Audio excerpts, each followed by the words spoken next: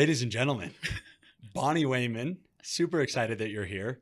I'm going to do an introduction to kind of tee up the conversation, but I'm actually super excited to pick your brain and learn from you. But for everybody listening, Bonny has an MBA from the University of Denver. She's a mother. She's a equestrian. She is a real estate investor. And most recently, an asset manager, which I'm learning all about. We even got to talk a little bit about it before we started podcasting. But I wanted to start with a little anecdote or a story to kind of paint the picture for how I started to learn about your expertise and all that you have going on, especially in the world of real estate investing. But 2019, I think, it might have been whenever Darren and I went to EMT school. What year was that? 2019, I think, because that was when Hudson was born, right? Yeah. So 2018, 2019, something like that.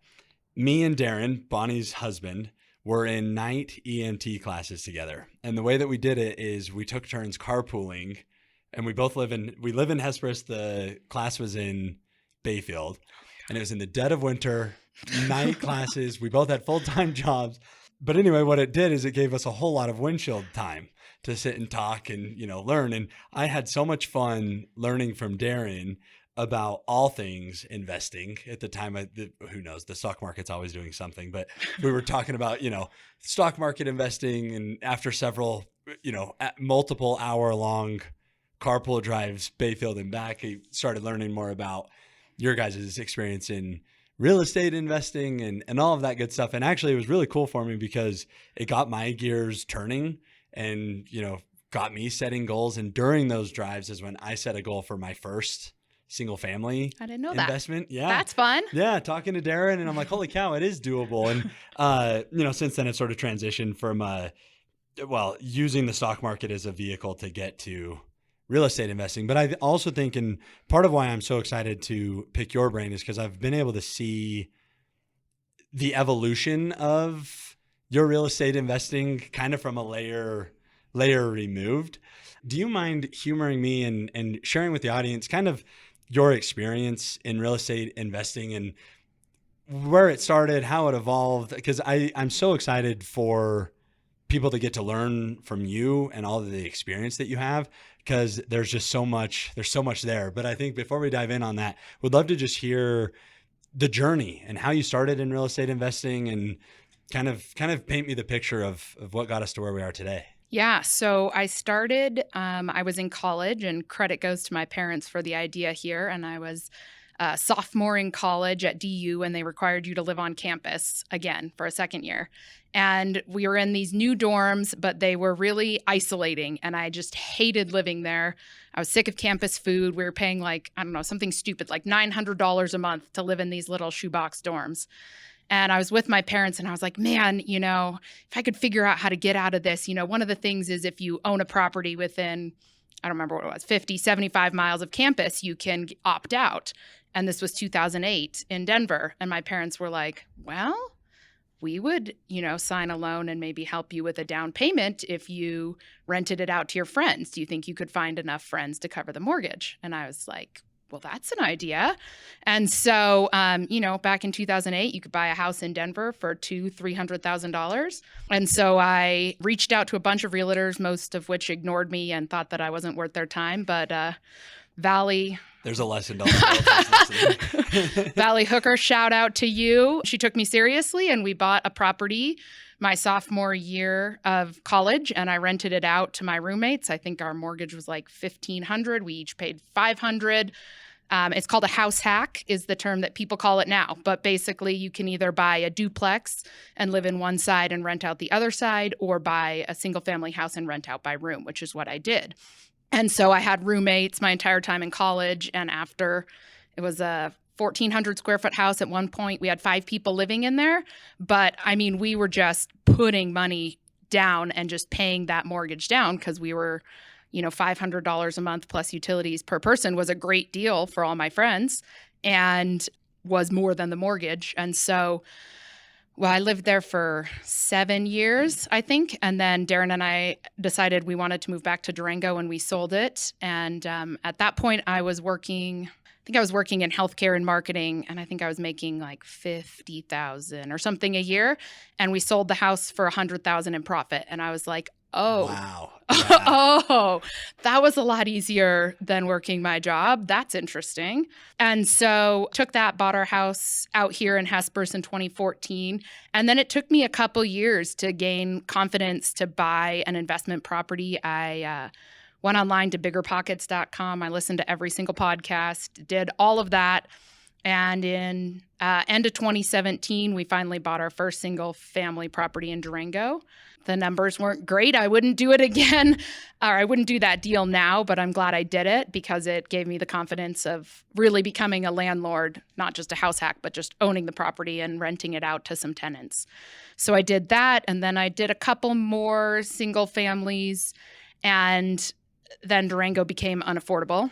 So I had a friend from high school who was a realtor in Junction, and I was like, hey, Grand Junction still feels more affordable. What if I went to a duplex? I'm going to take a big step. And this is, I think, a common thing in most real estate investors' journey is like, okay, a single family. Okay, maybe a duplex. Okay, maybe anyways. So just slowly starting that scale. And I said, okay, Reese, he's my partner now. Can you find me a duplex? And he said, well, I can find you a duplex for $300,000, or here's a sixplex for $400,000. And so I ran the numbers on it, and I was like, well, that makes so much more sense than the single family does. And so I bought a sixplex. That was 2020. And then And wasn't that one pretty run down? I remember seeing on social, or I think it was that one, like tons of rehab and work and remodeling. And I don't buy pretty things for the most part. The sixplex was not as bad as the one you saw on social. Okay, that was the next one. Okay. The sixplex, but it was a little yucky. I've redone every single unit now at this point, just kind of slowly as it turned over, fix it up. I believe as a landlord, it's my responsibility to provide a great place for people to live. I'm not interested in being a slumlord. That doesn't align with who I am. And yeah, I'm just not interested in it. So so that property was great. And then Reese and I decided to partner, and we bought two more small multifamily properties in 2021 and 2022. And the one that you saw on social media, we had a tenant that we had inherited when we bought the property, and he moved out, and there was like foot tall fur ball dust bunnies. It was bad. It was so gross. So a couple questions, because it's so cool to hear. And then obviously there's still more evolution that we'll get to. But when you took that initial leap when you were in college, it sounds like, obviously you had some amazing supportive parents that were equally risk willing, I'll call it, risk loving or something like that. But I'm curious, because that was obviously your first venture into it. Had they had any experience in real estate investing, or was this kind of a first journey for both of you guys? My parents were not landlords at all. No. They owned farmland, but not any investment properties. But my parents are entrepreneurs, and I think that they saw it was 2008. So like nothing was selling. And I think that they saw that opportunity as well. But they said, we would support you in this, but they didn't do anything. But it's like, all it's you. your baby. If you want to do this, you do the work. Like, they were completely hands off the whole way, except helping me secure the financing. Wow. So it was kind of like, I don't think that they thought that they were going to propel me into being a real estate investor. They were just like, well, this makes sense financially. It's 2008. Houses are cheap, probably going to go up. It's Denver, Colorado. What's that Warren Buffett saying? Be fearful when others are greedy and greedy when others are fearful. Yeah. Yeah. Yeah. And that's kind of, it's been interesting since I haven't bought a property since 2022 personally. And it's kind of the opposite of that, is that the market has been so hot that it's been really hard to make sense of numbers. And we keep putting offers in on deals and just being like, this does not make sense. And so we are the opposite of that right now. Right. Yeah. Time to be fearful maybe a little bit. Yeah. So first of all, hats off to you, and what a remarkable story of being willing to take a risk. Well, first actually identifying an opportunity, Because I relate so much to that initial bit of like, I want to get out of the dorm. How?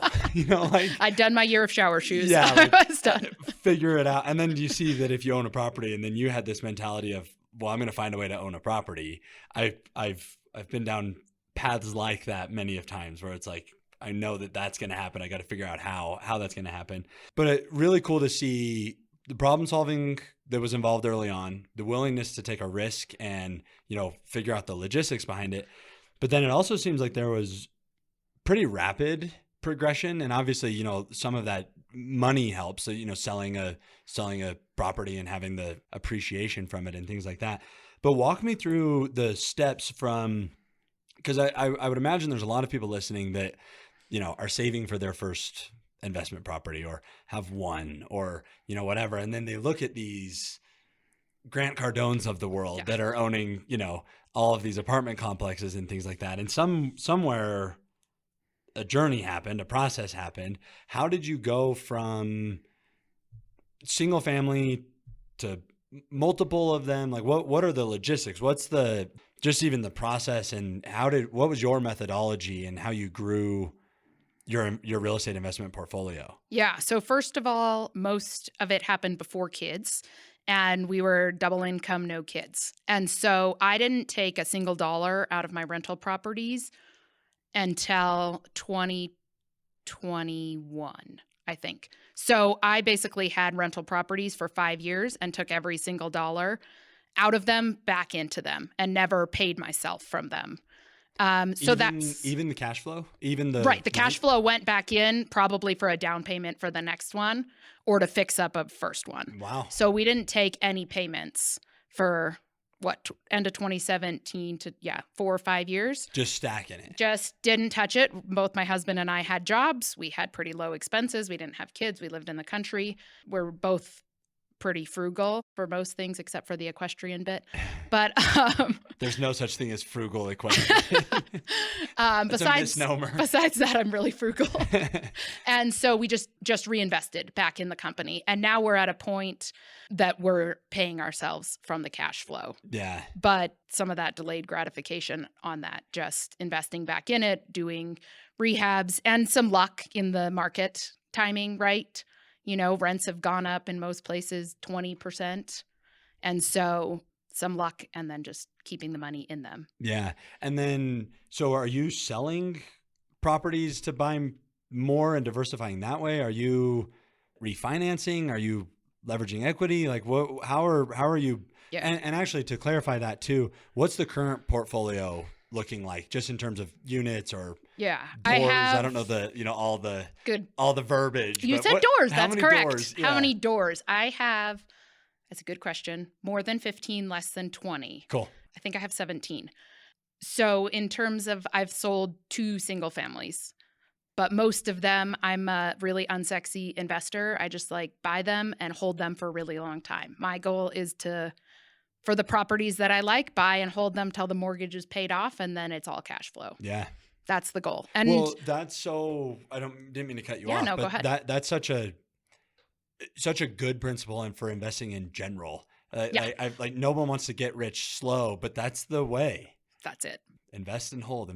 Anyway, keep going with where you were going with that though. No, I agree with that. And just a slight tangent with that is that if somebody's telling you that you can invest with them in real estate or take their course or whatever, and all of a sudden you're going to make millions of dollars in real estate in 1 year, that's a red flag. And they're probably trying to sell you something. There's no shortcuts? There's no shortcuts. I mean, there's for sure outlier stories of people doing wholesales or flipping that make massive amounts of money in year 1 or year 2. But for the most part, especially if you have other jobs or families and other things you want to focus on, it's a get rich slow game. Now it's there's big payoffs in the end, but it's slow. Yeah. Yeah. Well, so what's the downside then? Or what's the talk to me about, risk assessment. And I totally wrap my head around the get rich slow idea, buy and hold, where could it go wrong? Or what are some things that people should be aware of for, if they're kind of looking at opportunities or looking at deals or however it might be? What would your advice be on And actually, to follow up on that, have you ever had one go wrong? I think the first deal I bought was not a great deal. I still own it, honestly, because my tenants are lovely and they just had a baby and I just cannot sell that property. And so this is why I hire property managers, because I'm not a great landlord because I get too emotionally connected to my tenants. But sorry, Downside. Yeah. So a lot of it is before you buy the property is protecting your downside. And so in real estate investment, when you're buying something, it's just a numbers game. It's not an emotional game. You're just looking at the numbers. It doesn't matter if the house is cute. I guess you can, if you're a flipper, maybe this is a different story. But if you're buy and hold investor and you're going to have tenants in there, it is a numbers game and the numbers don't lie. The mortgage is this much. You need to set aside money for renovations. You need to set aside money for CapEx. And there's tons of different calculators out there. I know on the Bigger Pockets podcast or Bigger Pockets website, there's a free calculator and it will give you like, what's your cash on cash return? What's the cap rate? And it gives you like some baseline numbers. And so I think one of the ways you can get in trouble is not understanding all of the costs that come with it, because the mortgage is not the only cost. There's going to be expenses. And so you prepare for like repairs and maintenance, which is like, oh, the washer, broke. I need to hire a plumber to come out. But you also need to prepare for like, oh, the roof needs to be replaced, and that's $15,000. If this property only cash flows $300 a month, I better have been setting aside some money over time, because that can really kill people. A sewer line broke and you have to dig it up and it's $10,000. If you have not been preparing and being conservative on your numbers, that can break you. And that's a lot of the reason why you just put it back in. Yeah. You're building cash reserves. I mean, yeah. Like, are you always literally investing it back in, or sometimes you're putting the cash, those early days before you were taking it you were kind of having rainy day funds? Yeah, for the huge. properties? I mean, my personal, everybody has different rules. I have $10,000 in cash sitting in each bank account for each property. Yeah. Because you just never know. And that's, I'm a hugely risk adverse person. And if I make a bad investment mistake, I'm messing up my family. I take it very seriously. And I think that there's people who are more risk tolerant who probably grow faster. But for me, it's always been like, I'm not interested in losing like our personal residence or anything for the kids over this. Right. And so I'd rather go slower and more carefully. And I think just one other thing on protecting your downside is just being aware of like shiny object syndrome. And like there was a huge Airbnb boom and everyone's like, well, this property cash flows as an Airbnb. But they didn't think about like, well, what if Airbnb changes? What if the town changes regulations and now you can't do it as an Airbnb? And so always having multiple exit strategies, like if you're a flipper and you buy a house, can that property at least break even if you have to rent it? If you're buying it as an Airbnb, could you sell it for a profit, or could you long-term rent it and not lose your shirt? Right. And so like, I think that's the other piece, is thinking through multiple scenarios, And what's great about real estate is even in a recession, people still need places to rent. And honestly, real estate is so much more stable in recessions because most people that are maybe on the cusp of buying a home or not, they're renters then instead of homeowners. And so those people, then you have these great tenants in your property through that recession time period. So it's, I think, much less fickle than the stock market as long as you're being careful on the downside up front. It's so funny that you bring up the cash reserve. So we got our first long-term rental in 2021. First year, I had to replace the furnace. Yeah, good times. There goes, the whole first year's cash flow. Yay. And then just recently, I had to replace all the windows in the whole house. And there it goes again, Yeah. But it's still, we're super proud of it, and in the long term, right? As long as you're prepared for those expenses, and then you have a long-term mindset, that property is going to make you a ton of money. Yeah. But if you were taking your last penny to buy an investment property and you weren't properly capitalized and you weren't being prepared for that, that could have caused a huge issue. So, well, a couple of things too, because I want to dive into that on, being capitalized and kind of prepping for real estate investment.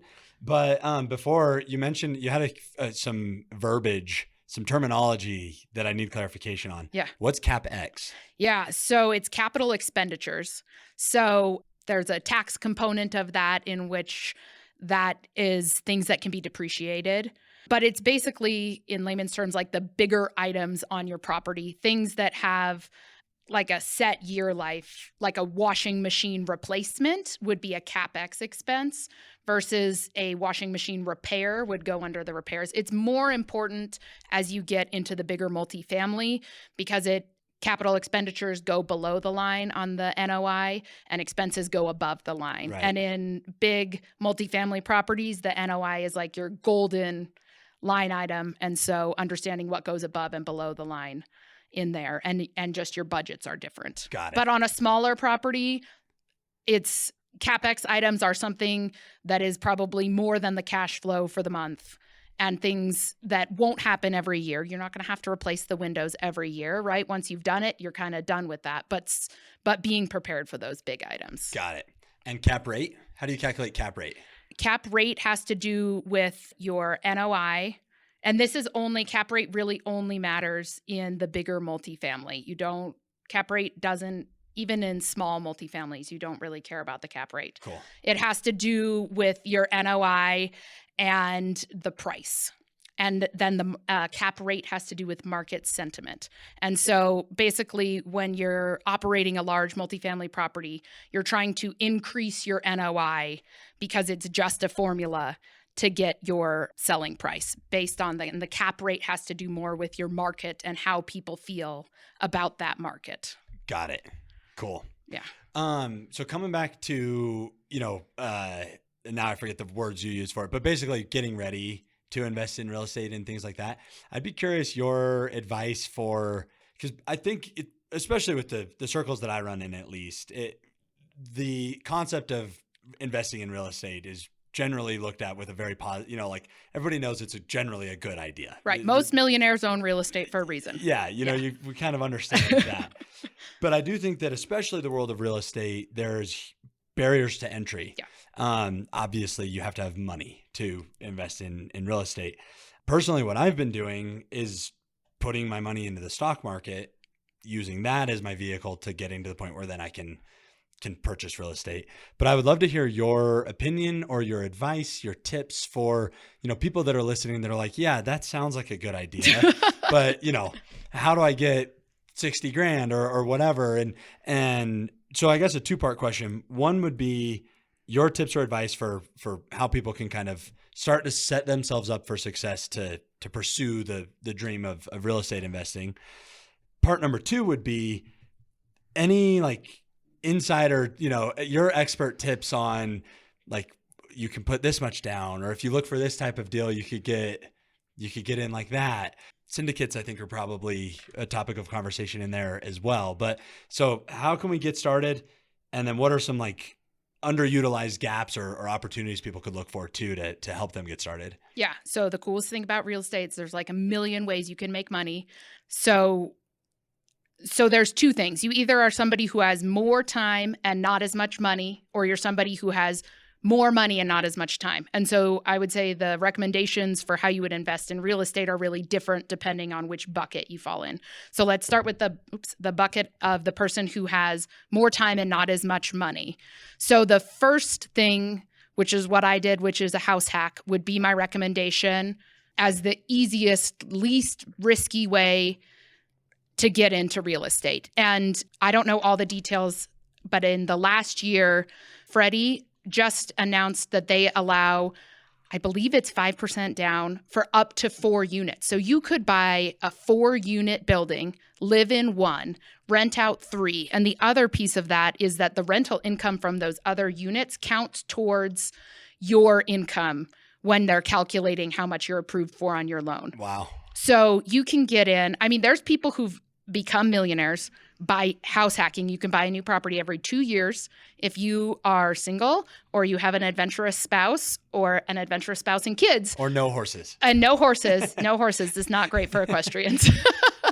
You can buy a house hack every 2 years.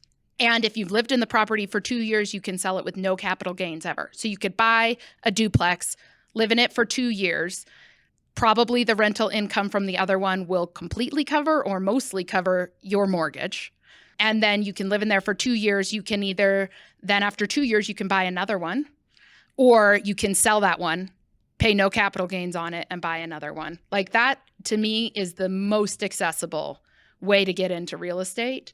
And, if you're military, there's special programs for you, but lots of different ways with low down payment, 5% down, owner occupied, up to 4 units. Yeah. Like that's doable. The risk of that is so low. Like what?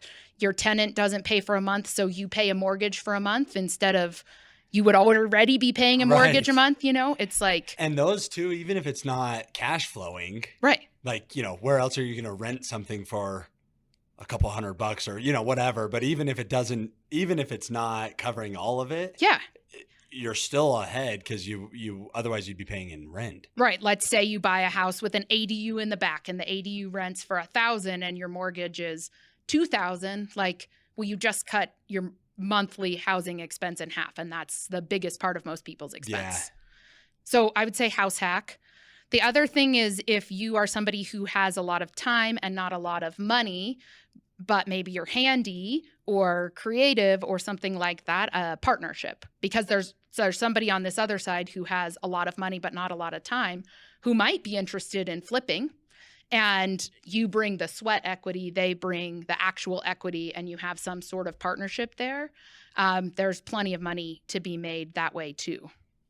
You hustle, you find a good deal, you bring a good deal to somebody who has money, and you say you're going to run the renovation like all day. Yeah. And so it's really just being creative and keeping an eye out for opportunities. Yeah. I think the idea that you have to sit and wait to be able to buy a rental property in your market with 20% down is a very, very, very slow way to get there. Yeah. And like also investing out of state, like we live in Durango, it's hard and expensive to buy rental properties here, and they don't pencil super great. And so being open to looking at other markets, I know it's scary, but vetting your property manager, understanding the area, maybe you have friends, maybe you have family, something in another market where the numbers make more sense. There's something called the 1% rule, which is basically if you buy a property for $100,000, it should rent for $1,000 a month.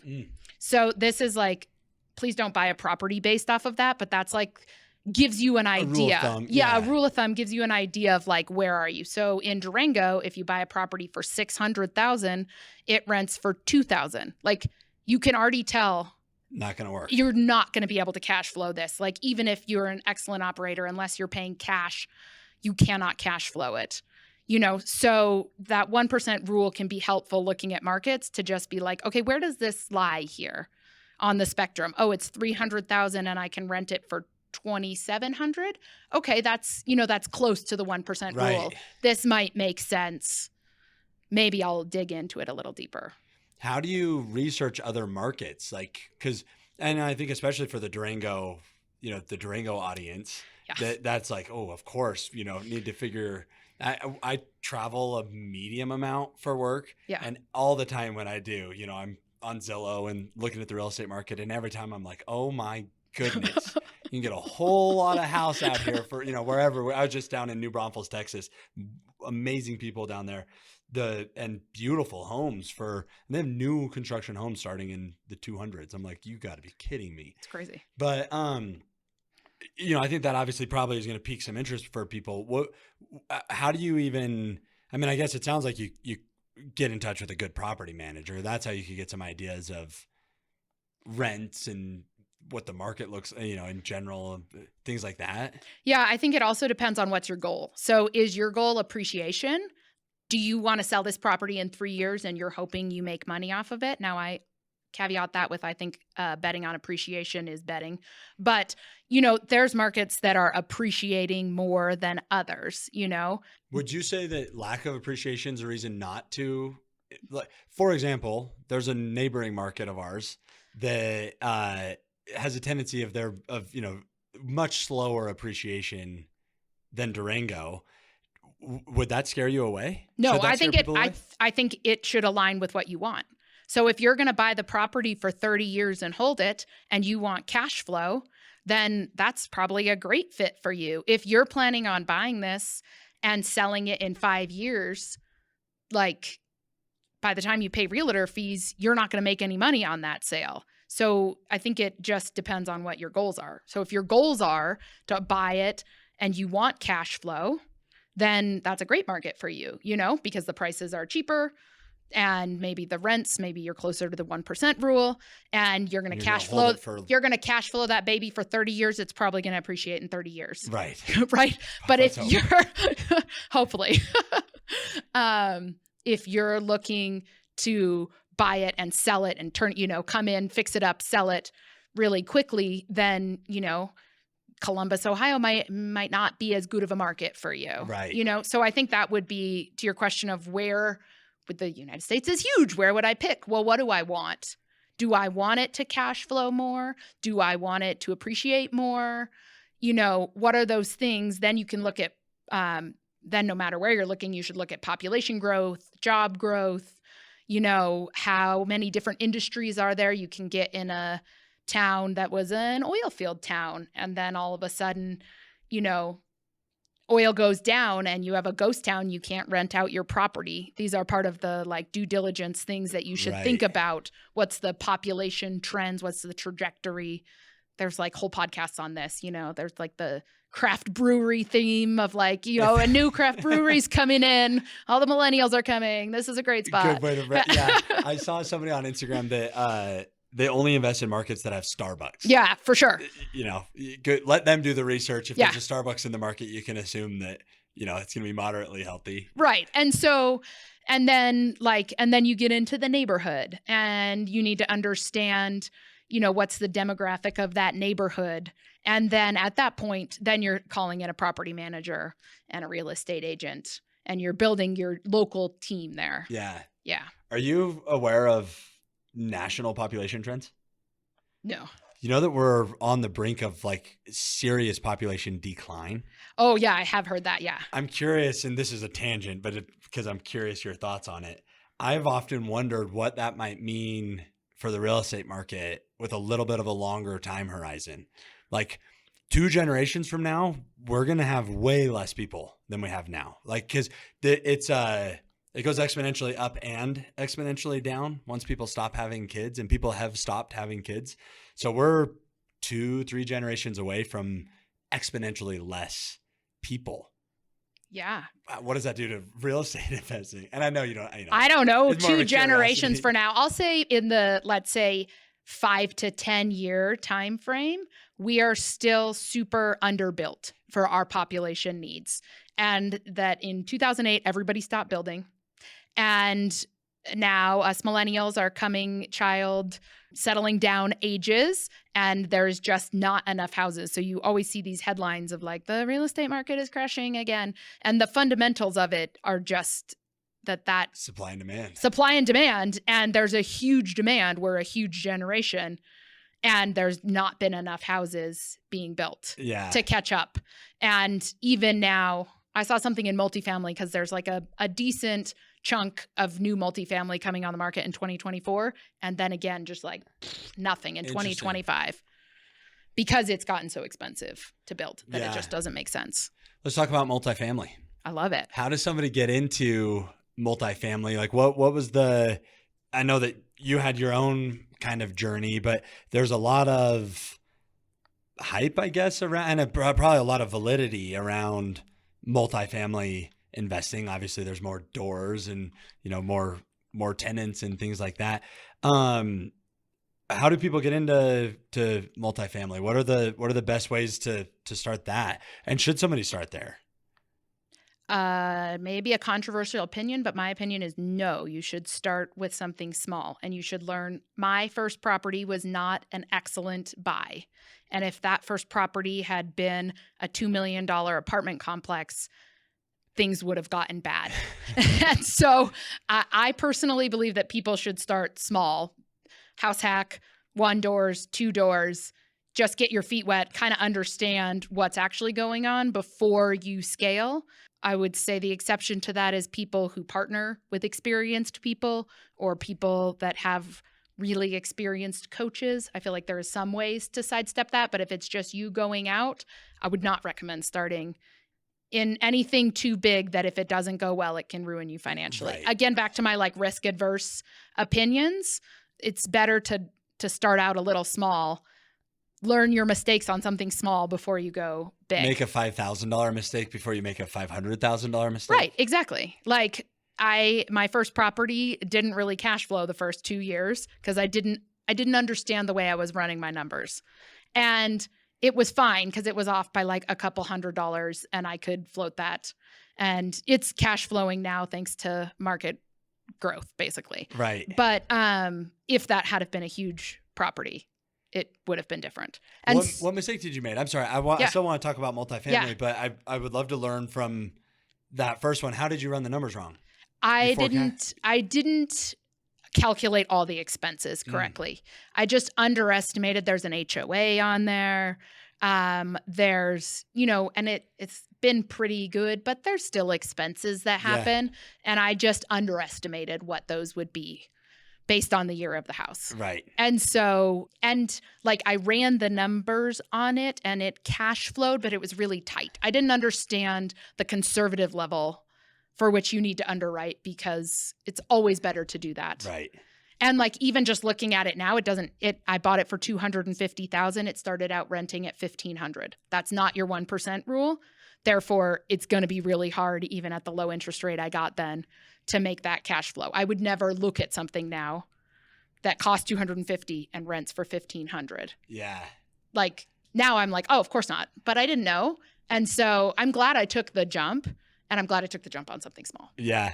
Mine isn't near the 1% rule, but is cash flowing. Great. And I wonder, we bought it in 2021. Yeah. I think the interest rate's on it's 3. Yeah. Maybe. Yes. Which actually I have another question for you on that, just generally speaking. I've heard that a great way to scale real estate investing is to leverage your current assets or the equity that you're building.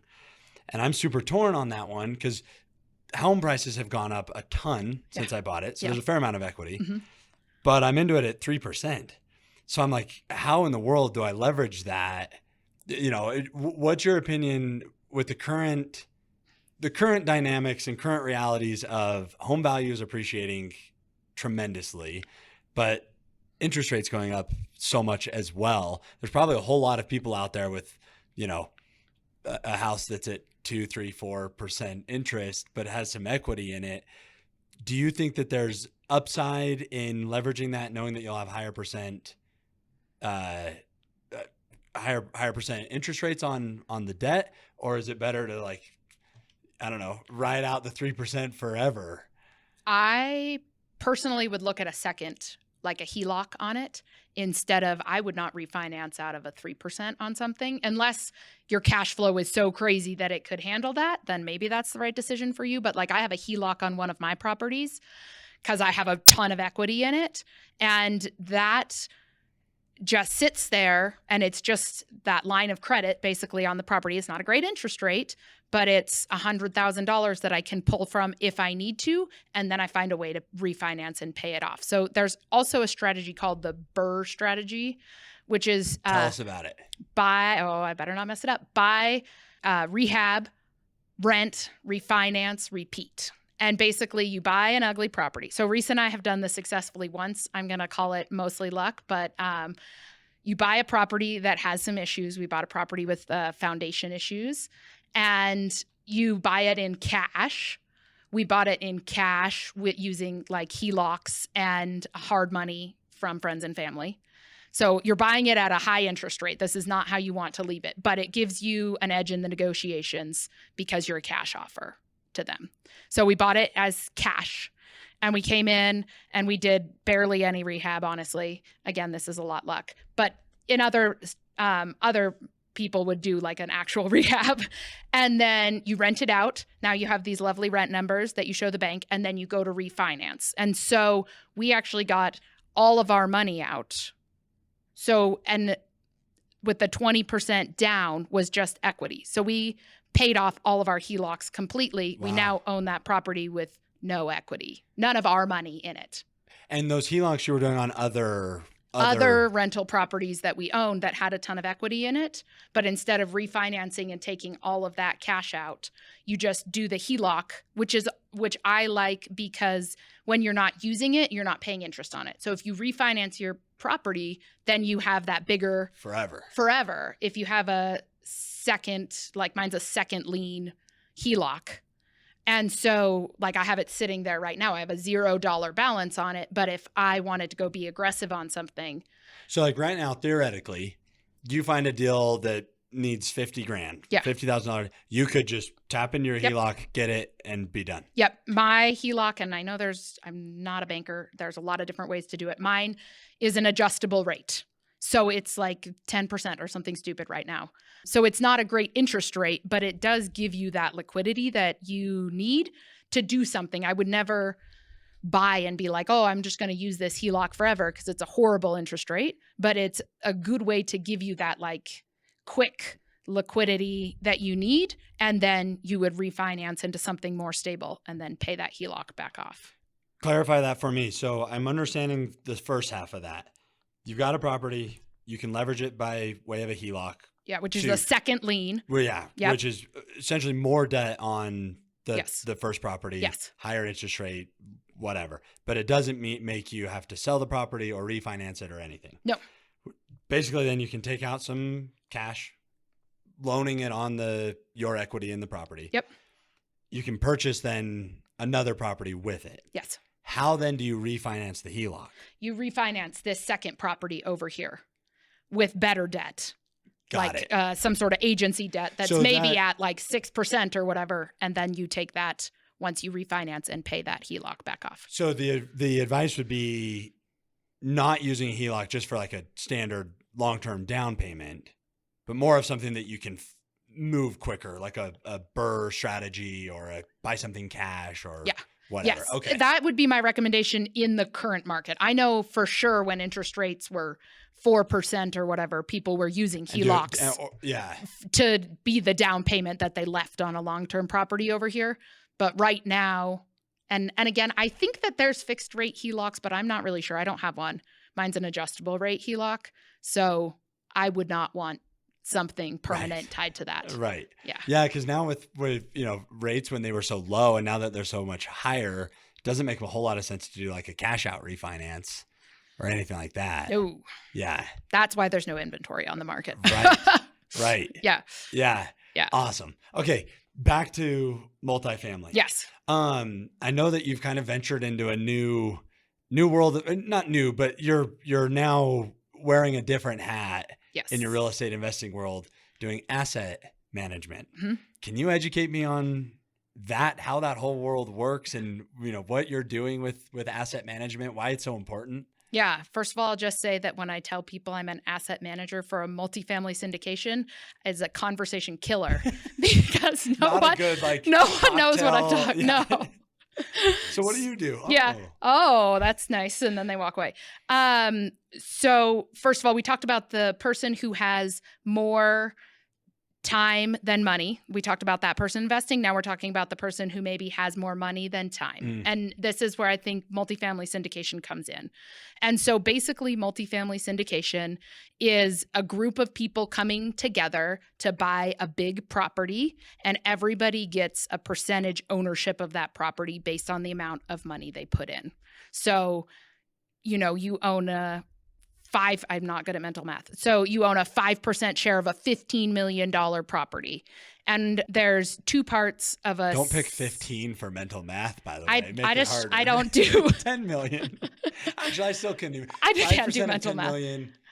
Give me a spreadsheet. Yeah. I need a spreadsheet. I thought 5% and 10 would be easy, but it's not. None of it's easy. That's why we have spreadsheets. Yeah. Anyway. So in a multifamily syndication, you have a group called the general partners, the GPs, and these are the people who are in charge of finding the deal and then managing the deal after it closes. And then everybody else is limited partners, LPs. And LPs are where regular people can invest in these syndications. So most of them have a starting point of $25,000. So it's not a huge amount. So you can invest like $25,000 to millions as a limited partner. And limited partners have no decision making on the day-to-day of how it's run. You put your money in and you do a very careful job of vetting the general partnership team and the actual deal. But then you're a small owner of this property. And what's cool about it is from a tax perspective, it's like you own a small piece. Oh, cool. So you get depreciation and all of that. You get a K1 from the syndication at the end of the year. And oftentimes you have a small K1 or sometimes even a negative K1 based on the depreciation, even though you got quarterly payments for your percentage share. Yeah. So that's the LP part. Yeah, go ahead. Yeah. No. That's I was thinking about how I'm going to ask you about depreciation. Oh afterwards. boy. Oh boy. Put on my tax There's hat. so We'll much see. to this. Yeah. So much. So, okay, GPs, LPs. Yep. Totally understand that. Where does asset management Yeah. come into play? How does all those details work? Yeah. So asset management is a GP role. So I'm on the GP team and I'm in charge of looking at how this property operates. So I will give you, I'm still working on this, but football analogy. My husband's helping me with this. So on football team, you have the general manager and they are in charge of like the big picture of this team. How are we going to fill the stadiums? What are ticket prices going to be? What kind of team are we building? Who are the coaches going to be? They're in charge of like the big strategic direction of the team. And then you have a coach, and that's the property manager. And they're in charge of like calling the plays and everything like that. So on a big apartment complex, we're talking like 50 to 200 units. A complex. A complex. Yeah, not a duplex. Not a duplex. You don't have an asset manager for a duplex. You have it for a big property, and the asset manager is in charge of the strategic direction of the property and investors. So my job is to help us hit investor returns. And that looks like, are we going to take this money and are we going to renovate units? And if so, how much is that going to increase rent? Does that make sense? And then my job is to work with the property manager to help execute that, to make sure that the property is run well and that it's run in a way that helps us hit our investor returns. Wow. So give me some examples. What types of things are you looking for when you've got that 30,000 foot perspective on it?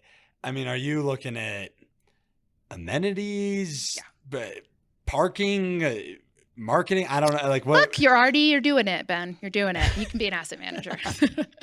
No. Yes. So there's what I love about it is that there's like some really crazy, like minute detail that goes into that, and also some really big picture things. So yes, on the property, is there a dog park we could add? Is there, should we add a pool? Should we convert one of our units to a workout center? Is there like package holding for Amazon? Is our laundry room contract correct? There's big picture things like that. But it's also an asset manager's job to look in the absolute details. So I pull the general ledger. I'm looking at every single expense that has gone in and out of the door before my calls with my property managers. Why are we spending this? Does this make sense? Are we getting multiple bids on renovations? Because it's a big chunk of money if you have 100 units going in and out the door, and it's easy to let things slide. Yeah. It's easy for your property manager, and property managers have a phenomenally difficult job. So this is not a bash on property managers. I'm saying their job is really difficult, and so it's easy to let things be the easiest for them, right? Like it's easiest for them to have a painter who's their favorite, who they just call. But have they bid this out multiple times? Is that the difference between $750 and $1,000 on turning a unit?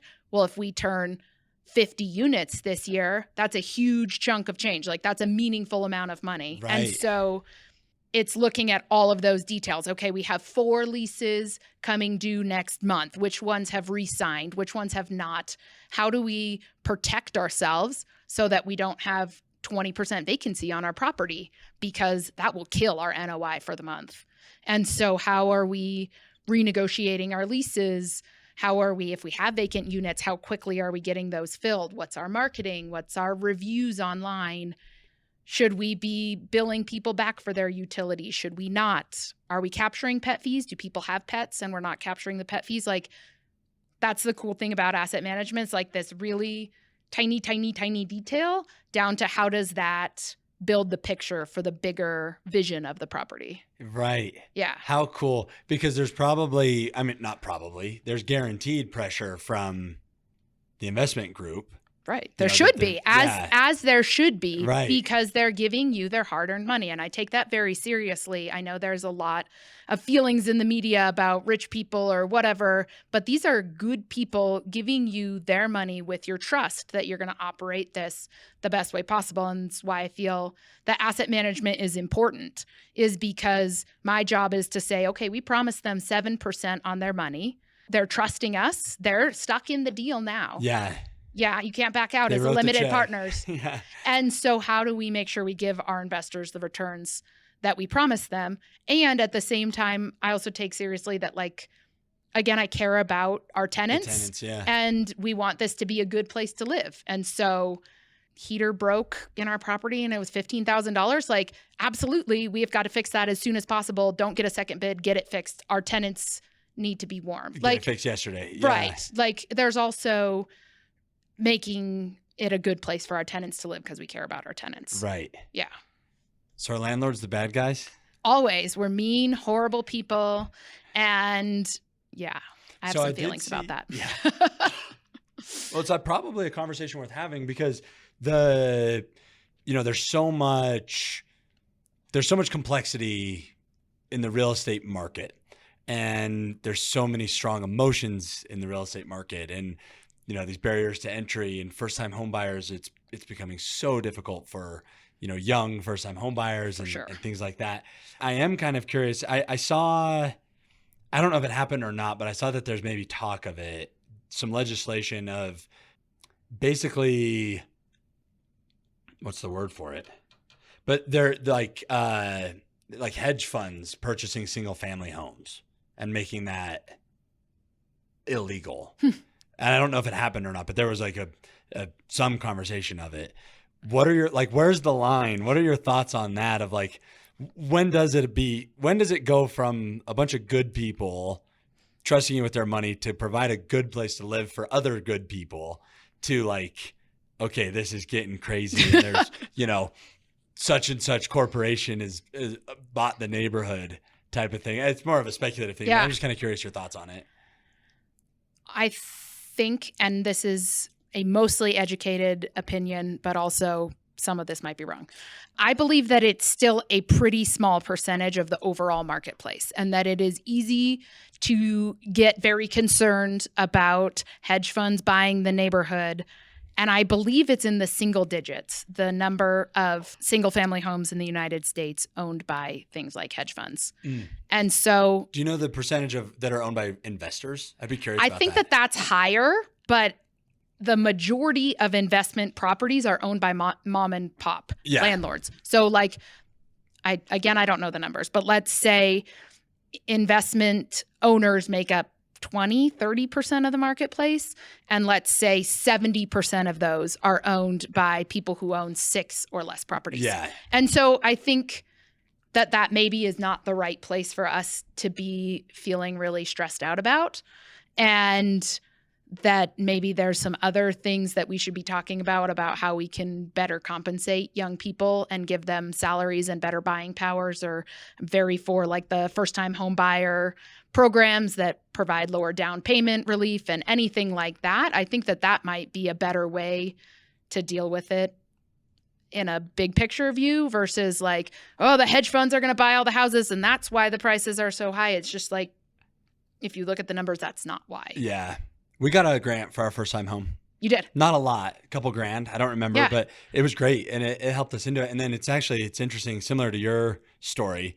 We bought that house just down the road from you. Oh, yeah. That was in such bad shape that my wife didn't want to show her parents. Like it was so run down that I would not show my in-laws the house. We were like, no, we've got work to, whatever. That was one of those more time than money situations for us. We bought it with a 3% down payment, some of which was a grant. Yes. So I think, I probably put in $5,000 and I got $5,000 in grant. I don't remember the numbers, but basically spent the next 2 years doing sweat equity. Yep. And similarly, I was making 45, 50, who knows, 50 grand a year.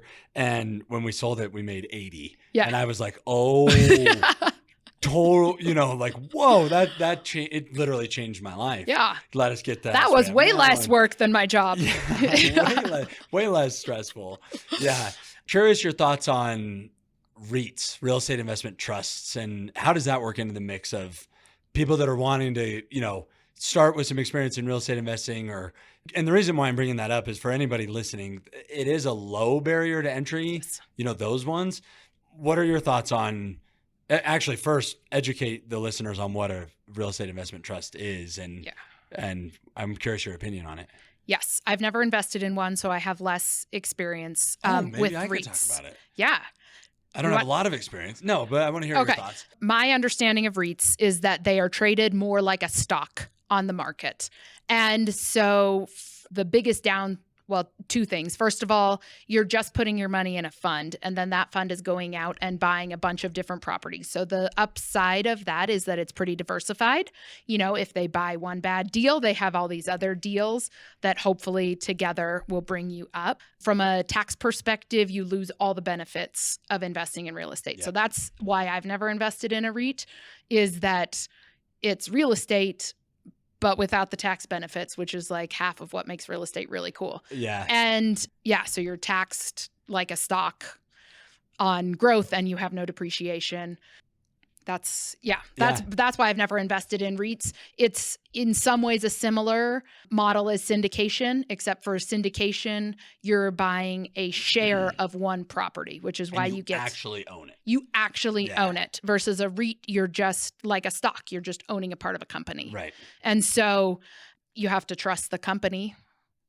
Yeah. No, fair enough. And so I was mentioning earlier that I use the stock market to kind of help me get to real estate investing. And there's one that the ticker is O if anybody's interested, but it's like light use commercial, basically.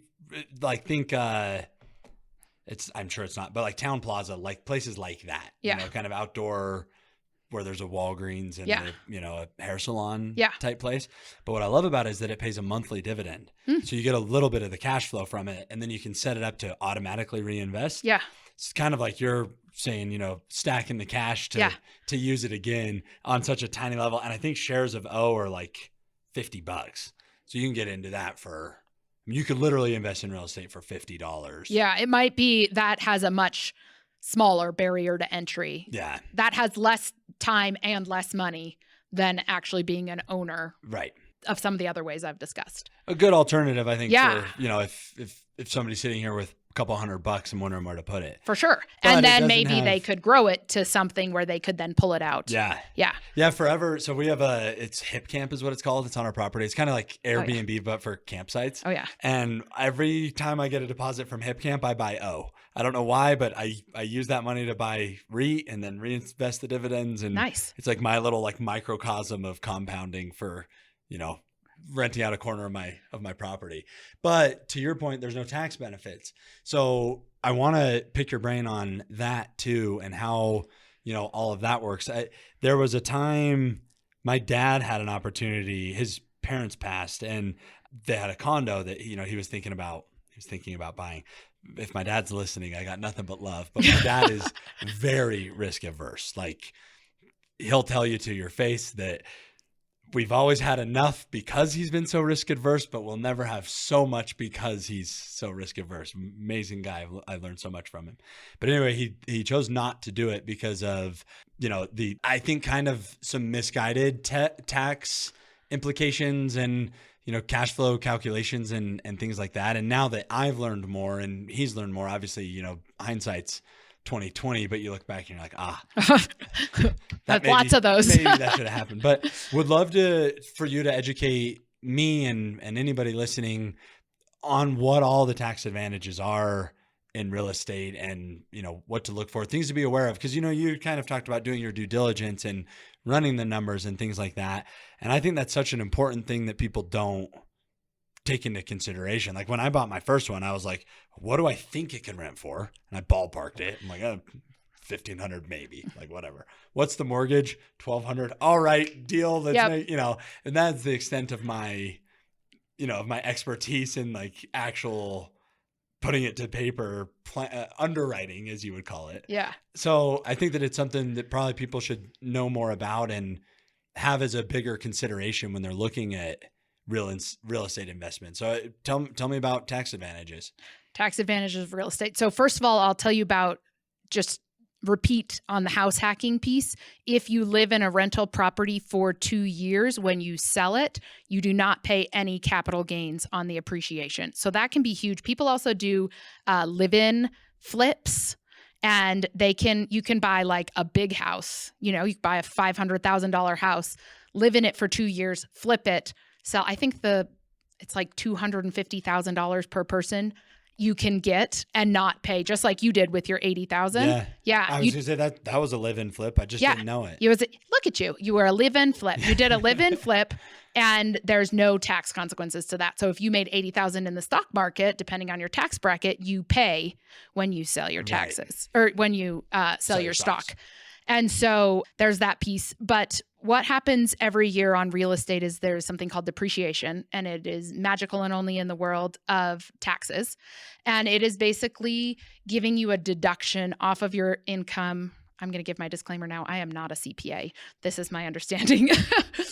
It is a deduction based on the useful life of the building. So they'll take your building and break that out from the land. And let's say your property is worth $500,000 and the land value is $100,000 and the building value is $400,000. They then, I think it's 27.5, I think. Yeah. So then they take that and they give you a deduction every year for your value over 27 years, a percentage, like 400,000 divided by 27 years. And that's essentially a write-off. Yes, it's a write-off. So reduces your taxable income. Right. So what's cool about real estate is that let's say Meanwhile, it's appreciating. Right. Your property's depreciation is not the opposite of appreciation, which is very confusing. So let's say you made $10,000 cash flow on your property at the end of the year, and you have $5,000 depreciation expense. You only pay taxes on $5,000 of that. So it's basically income that doesn't get taxed. Right. The caveat to that and something that I don't think people think about is that when you sell that property, there is something called depreciation recapture, which I understand marginally, in that you have to pay the government back a portion of that depreciation that you took.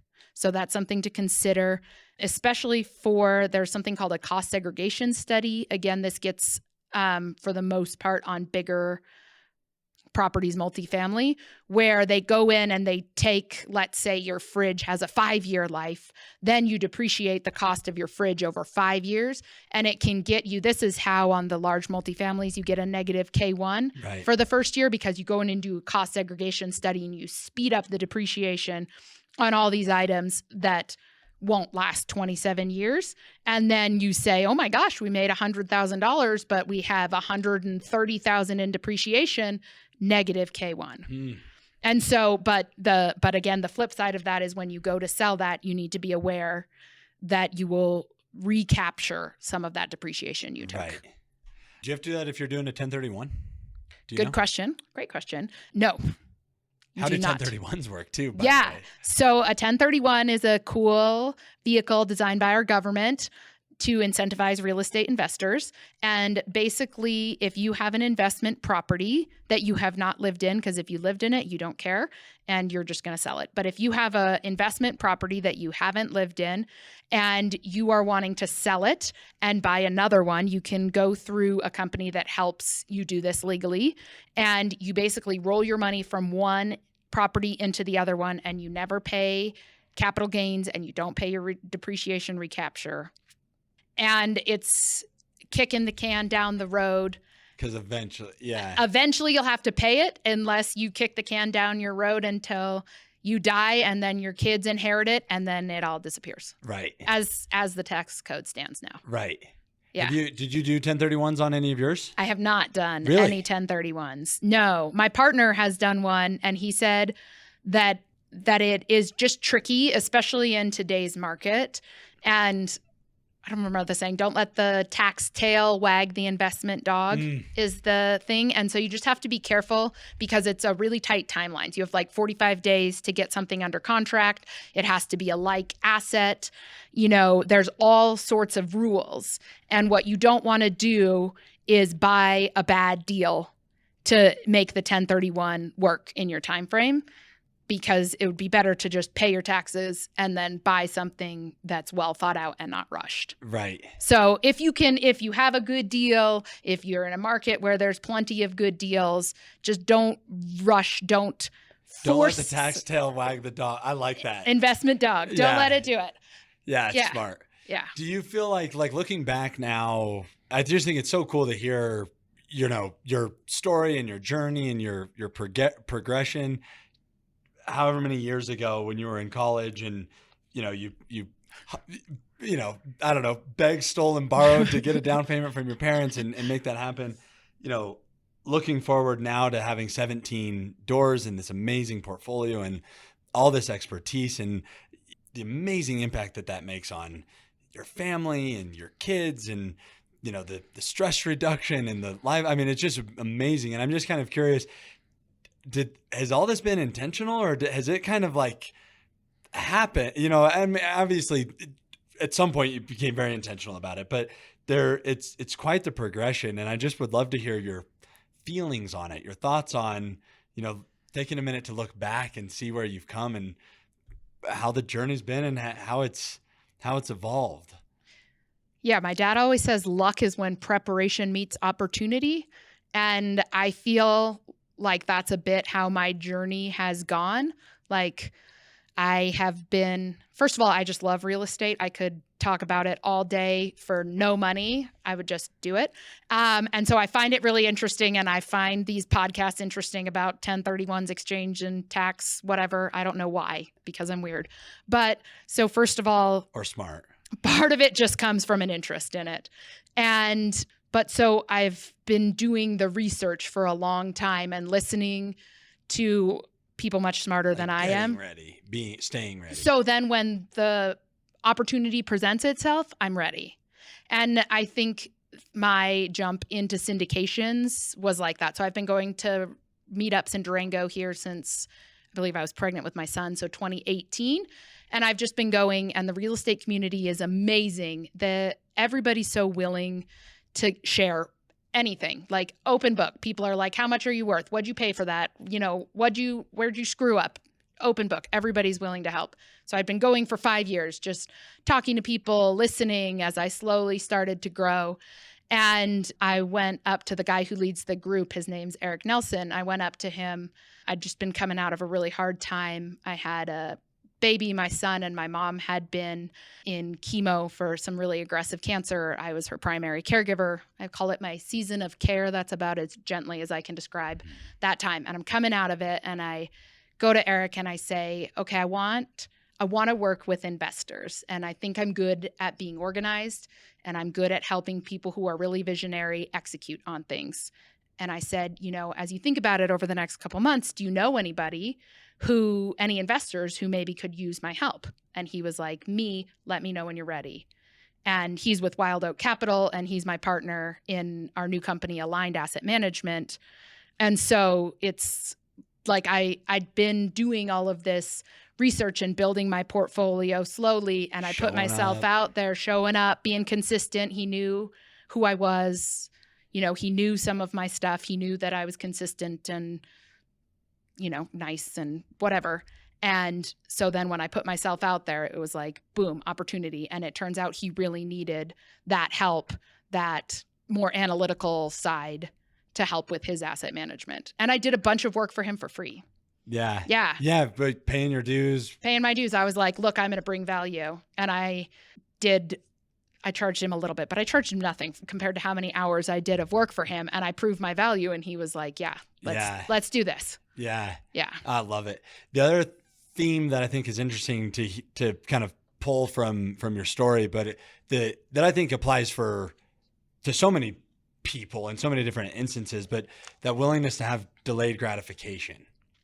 Like, I think it's so important for people to recognize, if you're house hacking or investing in real estate or whatever it is, that, like, I don't know, somehow trying to articulate this time horizon that you've had to where it is possible to have 17 doors and, this amazing real estate portfolio, but it wasn't always like that. Like, you had to be willing to have delayed gratification and stack the cash when it could have been a car payment, or, you could have gone on the trip or whatever. Sure. And I just think it's so refreshing to hear that there was some intentionality behind delayed gratification. Like, I'm going to keep reinvesting. Because the reason why I'm bringing that up is because I struggle with that in a huge way. Nicole and I are in the thick of delayed gratification right now.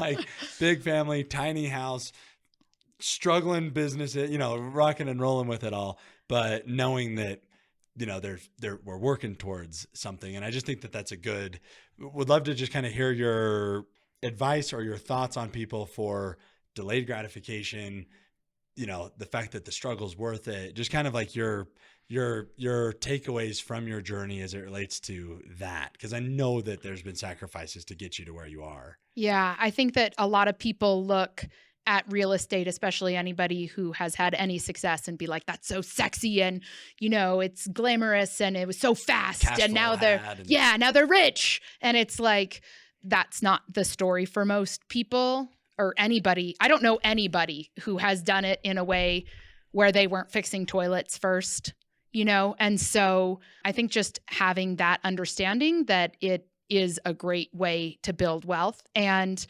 it's a slow and steady game and a progression that goes up. And yeah, I guess it's interesting that you mentioned that, because I think we've talked about this a little, the delayed gratification. And I'm reading this book called Die with Zero, and it's challenging my innate drive to not spend it and save it and save it and save it and save it. And anyways, it's a really interesting book challenging when you should be enjoying the fruits of your labor. And so I'll buy it for you. I'll send you a copy. How much time do we have? Anyways, it's really been challenging me on that some, but I also think that, again, if somebody's telling you that you're going to invest in real estate and be a multimillionaire next year, not going to happen. What are they selling you? Yeah. What are they selling you? Well, and that's a rule of thumb for life. For sure. There are no shortcuts. There's no shortcuts. Period. No. Like, if anybody's selling you a shortcut, whether it's business, wealth, physical fitness, relationships, whatever, shortcuts don't exist. No. Though I will say that I heard on a podcast the other day that the only shortcut to life is hiring a great coach. And I actually did hire my first coach last year. He's an asset manager, and I'm in his program. And that has for sure, I'm not skipping things, but I'm on a much quicker upward trajectory instead of a slower pace. And so I will say, and there's some not good coaches out there, but if you can find a good coach who's done what you want to do, it can really help speed that timeline, I think. It's so interesting that you bring that up. I just hired my first running coach. Yeah. A couple months ago. And I've been running my whole life. I've been running marathons since 2019. I run. But I joke now that I've just been kind of Forrest Gumping it, just running. And I got a coach a few months ago, and exponential improvement, wild improvement. Just because I can't help it. Tell me a little bit about Die with Zero. Because I am stacking it. I don't even buy myself new shoes. I am like everything I can think of, because part of it for me is that I feel an obligation as a father to set my family up for success. And that, if I'm the guy that never gets to enjoy any of this, that's like my duty almost. I almost feel a little, I don't know, validated by that, and responsible for that as part of my responsibility as my kids, but I may take it to the extreme because I'm serious. There's times when, I mean, we just bought the first thing for ourselves ever, which is a hot tub, and we bought it used on Marketplace. And, I mean, it's the one thing that we've done like for us. And so I'm curious just because, and I know we won't be able to dive all the way in, but I'm curious the gist of it and how it has forced you to, because you were cut from the same cloth. Clearly, you've made sacrifice after sacrifice to go down the path that you've gone down. And how has that challenged? Is that why you have an arena now? You read that book? No, but so the book challenges you that you have, like, as you look at yourself over time, you have different phases in life where you have more time or more money, and you have different phases in life where you're more able to enjoy things. So it's challenging the theory that if you save up everything for retirement, that you can then enjoy your money. And it's like, but then your health is not there in the way, you're not going to go downhill skiing at 75 for the first time. It's that ship has sailed. And if you didn't spend the money when you were 25 or 35 to do those things that you can only do when you're younger, you didn't take the trip with your kids, you didn't do the international trip. And they talk about how when we get older, even though our healthcare costs go up, our ability to spend our money actually goes down because you can only do so much. Because you can only do so much and you only want to do so much. And so really challenging that idea of like, oh, I'm going to save everything up for retirement. And he's not saying don't save for retirement. Like, he's just saying be a little more strategic about what you actually need, with that understanding that you're probably going to spend less in life, like maybe buy yourself some long-term care insurance and then spend some of that money while you're young and healthy and have young kids or whatever it is. And then on the kid piece, because I'm very much like, I'm going to save and do whatever for my kids, he talks about how most people who get inheritances get it somewhere between the age 50 and 60. Yeah. And it doesn't matter then, because hopefully your kids have already created a successful career. Right. And maybe they inherit 100,000 when they're 50 or 60. And like, it's probably nice, but like, that's not changing their life at 60. Right. But if you were to take your money and give them, he said like 25 to 35 is the ideal time to which you can pass. Actually make an impact on their life. Huge impact. Help them with, like my parents did, the down payment on the first house. And it changed the trajectory. And it changed the trajectory of my life for $20,000. Now I hope my parents are listening. Okay. $20,000 then versus if they had have saved that and given me $100,000 in 30 years, I hope that that's not a consequential amount of money for me at that point, because I hope I've built my own legacy and my own wealth. Yeah. Anyways, I'm sending you a copy. It's good. Okay. It's challenging me. It's challenging That me. will challenge me in a huge way. Yeah. Send a copy to my dad too. Okay. Because before I'm 35. Okay. Yeah. Bonny, this has been awesome. Thank you so much for coming on. Thank you so much for giving me your time. But more importantly, thank you so much for giving me your knowledge and your expertise. I think that you're making a huge impact. And it's just awesome to see. Before we wrap, just to share, I think that people need to talk about money more. I think people need to talk about investing more. I think we need to talk about real estate more. I think we need to remove the stigma from money and finances and wealth building and all of that, because there's so much misinformation out there. There's so much confusion out there.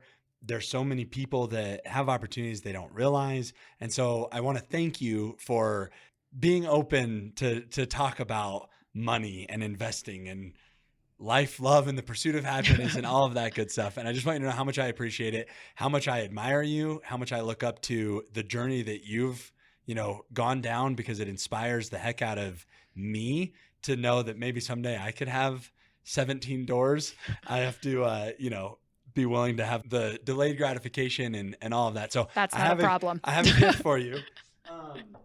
And I have one for Darren too, because nice. He started it. He started my my gears turning, but they're Inspired by Example shirts. Oh, nice. Thank you. And it's because you are inspiring me by your example. Well, on so many things, but real estate investment to stay on topic today. But anyway, all of that to say, thank you so much. Really appreciate you coming on, and just glad to know you.